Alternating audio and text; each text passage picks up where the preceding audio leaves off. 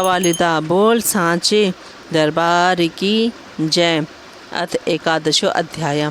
सत्यव्रत द्वारा बिंदु रहित सारस्वत बीज मंत्र ए का उच्चारण तथा उससे प्रसन्न होकर भगवती का सत्यव्रत को समस्त विद्याएं प्रदान करना।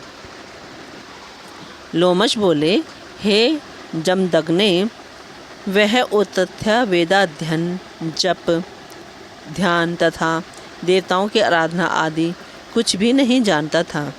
वे ब्राह्मण आसन प्राणायाम तथा प्रत्याहार भी नहीं जानता था। वह भूत शुद्धि तथा कारण के विषय में भी कुछ नहीं जानता था। वह कीलक मंत्र जप गायत्री नहीं जानता था। उसे सम्यक रूप से शौच स्नान विधि तथा आचमन तक का ज्ञान नहीं था।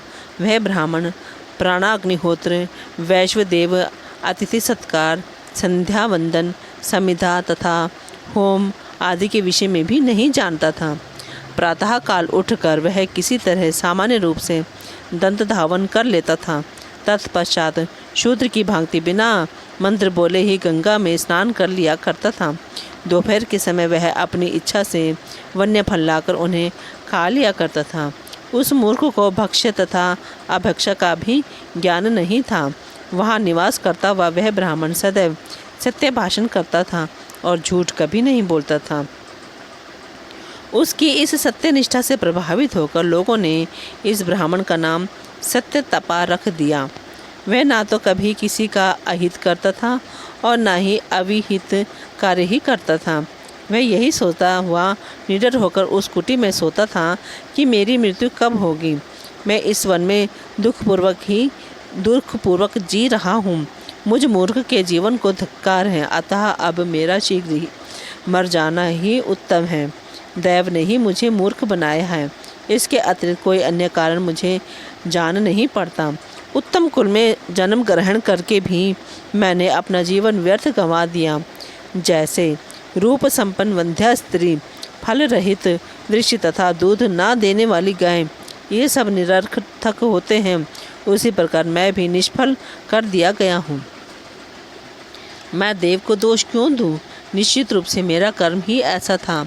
मैंने पुस्तक लिखकर उसे किसी महात्मा ब्राह्मण को दान नहीं दिया। मैंने पूर्व जन्म में उत्तम विद्या का भी दान नहीं किया। इसीलिए प्रारब्धवश इस जन्म में मूर्ख और अधम ब्राह्मण हुआ हूँ। मैंने किसी तीर्थ में तप नहीं किया और ना साधुओं की सेवा ही की। धन दान से मैंने ब्राह्मणों की पूजा भी नहीं की। इसी कारण मैं ऐसा दुर्बुद्धि हुआ। मेरे साथ के बहुत से मुनि कुमार वेद शास्त्र में पारंगत हो गए, किंतु मैं न जाने किस दुर्विपाक से महामूर्ख रह गया। मैं तप करना भी नहीं जानता, तब कौन सी साधना करूं? अब तो मेरा यह सब सोचना भी व्यर्थ है, क्योंकि मेरा भाग्य ही अच्छा नहीं है। मैं भाग्य को ही सर्वोपरि मानता हूँ।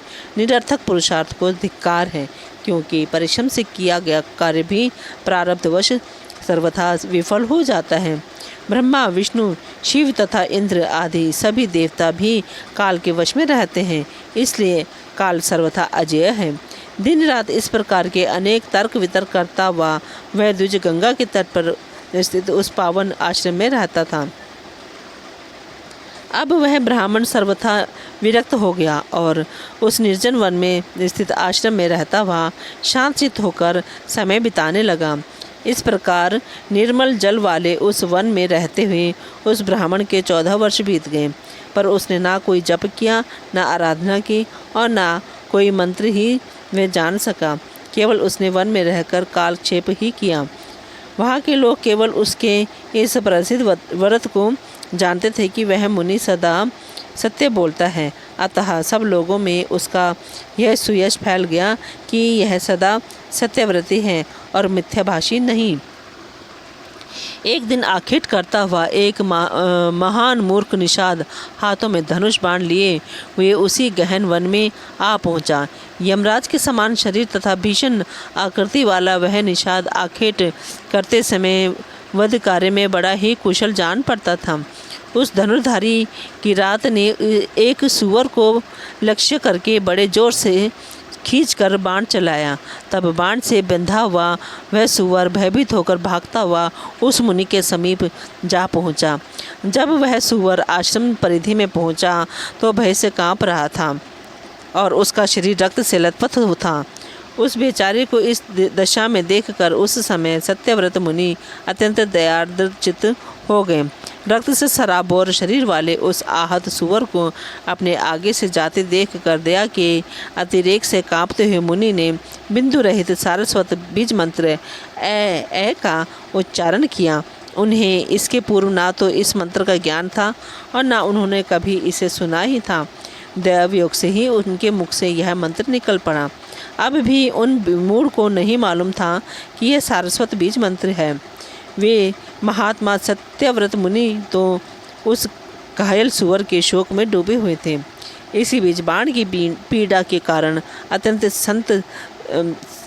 संतप्त चित्त तथा कांपते हुए शरीर वाला वह सुअर कोई दूसरा मार्ग ना पाकर सत्यव्रत के आश्रम मंडल में प्रविष्ट होकर वहीं कहीं झाड़ी में छिप गया।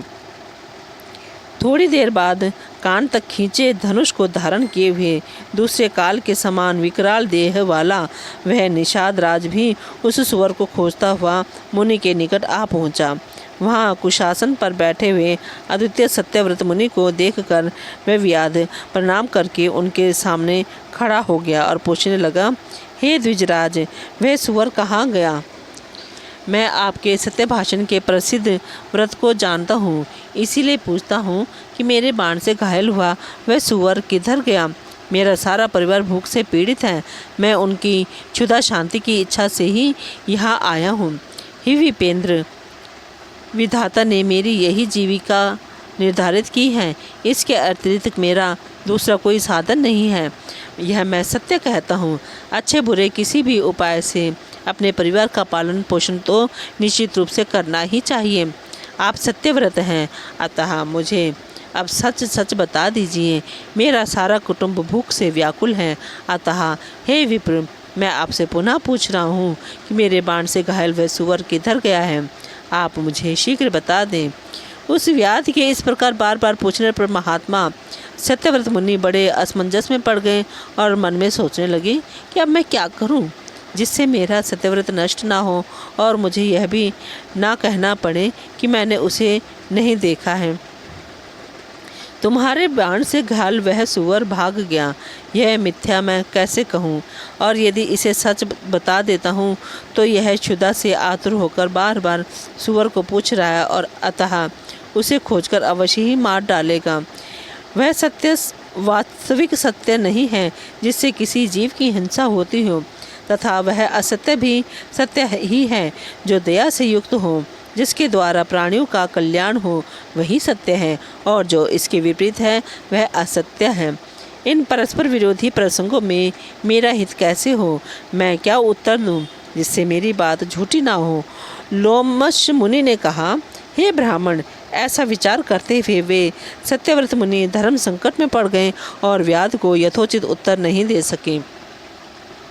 बाण से आहत सुअर को देखकर मुनि सत्यव्रत के द्वारा जो करुणायुक्त ए शब्द उच्चरित हो गया था, उस अपने बीज मंत्र से प्रसन्न होकर भगवती शिवा ने उन्हें दुर्लभ विद्या दे दी।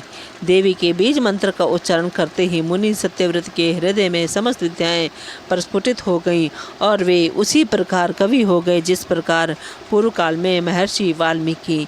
तत्पश्चात सत्य काम धर्मात्मा तथा दयालु ब्राह्मण सत्यव्रत ने अपने सामने खड़े उस धनुर्धारी व्याध से एक श्लोक इस प्रकार कहा, जो आँख देखती है वह बोलती नहीं है और जो वाणी बोलती है वह देखती नहीं, अतः अपने ही प्रयोजन की सिद्धि में तत्पर हे व्याध, तुम बार बार क्यों पूछ रहे हो? उस मुनि के ऐसा कहने पर पशुओं का वध करने वाला वह व्याध उस सुअर से निराश होकर अपने घर लौट गया। इस प्रकार वे सत्यव्रत नामक ब्राह्मण दूसरे वाल्मीकि के समान कवि हो गए और समस्त लोकों में प्रख्यात हो गए।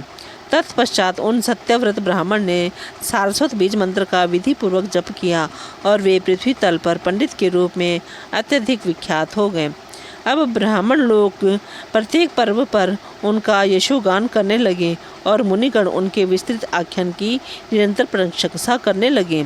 उनका महान यश सुनकर उनके परिवार के वे ही लोग जिन्होंने उन्हें पहले त्याग दिया था, उनके आश्रम में आकर विशेष आदर सम्मान के साथ उन्हें घर ले गए। अतः हे राजन, उन आदिशक्ति तथा जगत की कारण स्वरूपा परादेवी की सदा भक्तिपूर्वक सेवा तथा पूजा करनी चाहिए।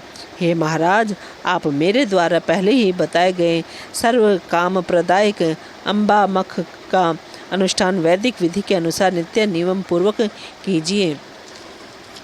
वे भगवती स्मरण करने, पूजा करने, श्रद्धापूर्वक ध्यान करने, नामोच्चारण करने तथा स्तुति करने से परम प्रसन्न होकर सभी इच्छित मनोरथों को पूर्ण कर देती हैं। इसीलिए वे कामदा कही जाती हैं।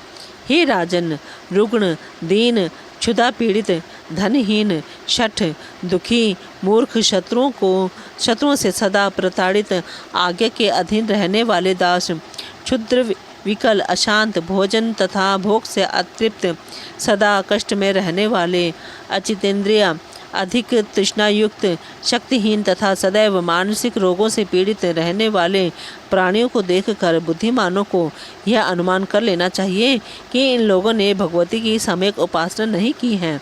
इसी प्रकार वैभव युक्त, पुत्र पौत्रादि से संपन्न, हृष्ट पुष्ट शरीर वाले, भोग युक्त, वेदवादी, राज्य लक्ष्मी से संपन्न, पराक्रमी, लोगों को अपने वश में रखने वाले, स्वजनों के साथ आनंदपूर्वक रहने वाले और समस्त उत्तम लक्षणों से युक्त लोगों को देखकर यह अनुमान कर लेना चाहिए कि इन लोगों ने भगवती की उपासना की है। इस प्रकार पंडित जनों को व्यतिरेक अन्वय के क्रम से यह जान लेना चाहिए कि उपयुक्त दीन आदि लोगों ने सभी मनोरथों को पूर्ण करने वाली शिवा की पूजा नहीं की है तथा उपयुक्त विभव युक्त लोगों ने भगवती अम्बा की सर्वदा विधि पूर्वक आराधना की है, जिससे ये सभी लोग इस संसार में सुखी हैं, जिसमें लेश मात्र भी संदेह नहीं है। व्यास जी बोले, हे राजन, मैंने नैमिषारण्य तीर्थ में मुनियों की समाज में लोमश ऋषि के मुख से भगवती का यह अत्युत्तम महात्म्य सुना। हे राजेंद्र, हे पुरुष श्रेष्ठ, इस पर सम्यक विचार करके परम भक्ति के साथ प्रेम पूर्वक भगवती की सदा अर्चना करनी चाहिए। बोल जयकारा शेरा वालिदा, बोल सांचे दरबार की जय।